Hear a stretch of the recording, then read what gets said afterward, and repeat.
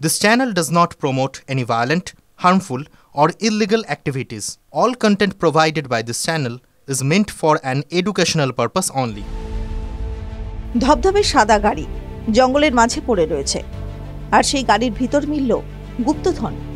পাওয়া গেল নগদ 10 কোটি টাকা এবং 52 কেজি সোনার বিস্কুট।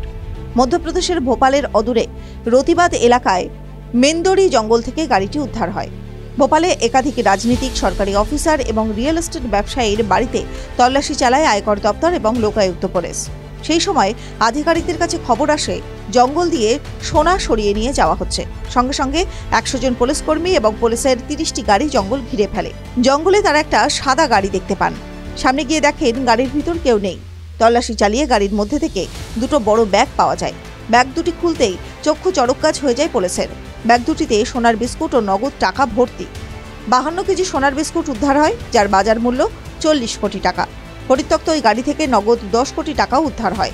জানা গিয়েছে চেতন গৌড় নামে গোয়ালিয়রের এক ব্যক্তির নামে গাড়িটি রয়েছে এবং তার সঙ্গে সংযোগ রয়েছে রিজিওনাল ট্রান্সপোর্ট অফিস আরটিওর একজন প্রাক্তন কনস্টেবল সৌরভ শর্মার।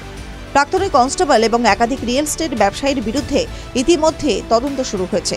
মনে করা হচ্ছে এই তদন্তের সঙ্গে উদ্ধার হওয়া সোনা এবং টাকার যোগ রয়েছে। এই সোনা ও টাকার দাবিদার এখনো পর্যন্ত পাওয়া যায়নি। টাকা ও সোনার উৎসের সন্ধান শুরু করেছেন তদন্তকারীরা। গাড়ির ভিতর থেকে উদ্ধার হওয়া টাকা। এর আগে বৃহস্পতিবার সৌরভ শর্মার বাড়িতে তল্লাশি চালায় আয়কর দপ্তর এবং লোকায়ুক্ত পুলিশ। নগদ 1 কোটি টাকা, সোনা, হিরে এবং সম্পত্তির নথি পাওয়া যায়। রাজেশ শর্মা নামে এক রিয়েল এস্টেট ব্যবসায়ীর বাড়ি থেকেও নগদ 3 কোটি টাকা, সোনার গয়না এবং সম্পত্তির নথি পাওয়া গিয়েছে। টিভি9 বাংলা ডিজিটাল।